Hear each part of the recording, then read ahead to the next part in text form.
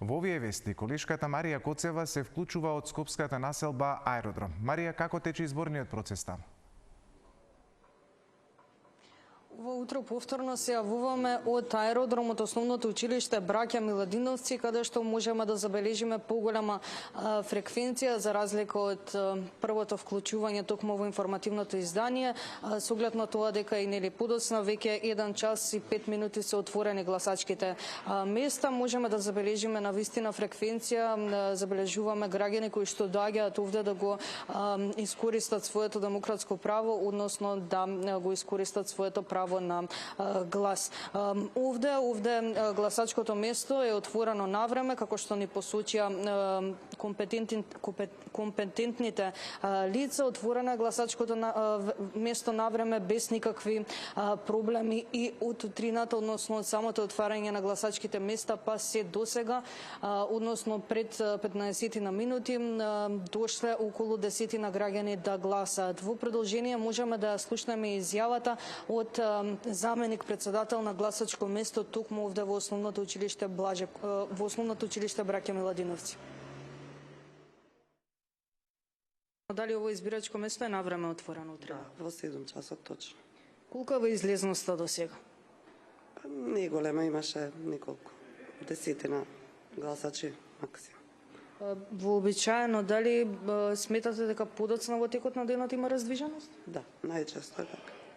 Дали изборниот материјал е добиен на време? Да, во текот на вчерашниот ден се беше добиено на време и се беше во најдобар ред. Од овие гласачи, уште едно прашање, од овие гласачи 10 на кои што ги напоменавте, дали може би имаше некаков проблем при идентификација лична и слично? Не. Во ред работи и апаратот, се вред.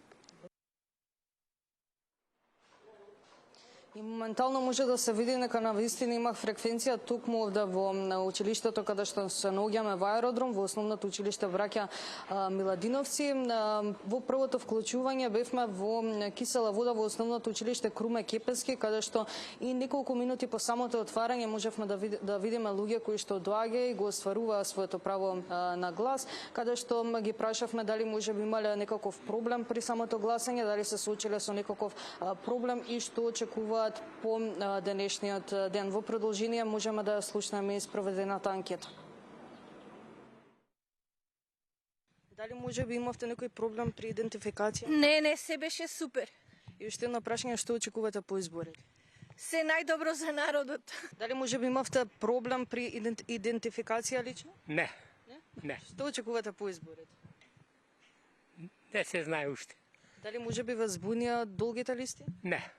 Не, се јасно се чита. Благодарам многу. Се од убаво по убаво. Дали го остваривте вие Да, точно, се во ред беше.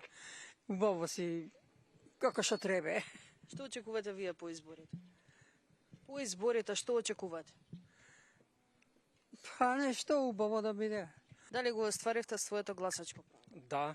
Дали може би се соочивте со некаков проблем при самата идентификација? Не, немаше проблем. Помина све во најдобар ред. Бев во избирачкиот список. Приложив документација за лична идентификација и ми беше овозможено гласањето. Што очекувате по изборите? По изборите очекуваме да се тоа што беше нотирано за време на кампањата од нашите кандидати за градоначалници на општина Кисела Вода и на град Скопје во наредните 4 години го реализираат. Тоа го очекуваме ние и тоа го очекува цело население во градот Скопје.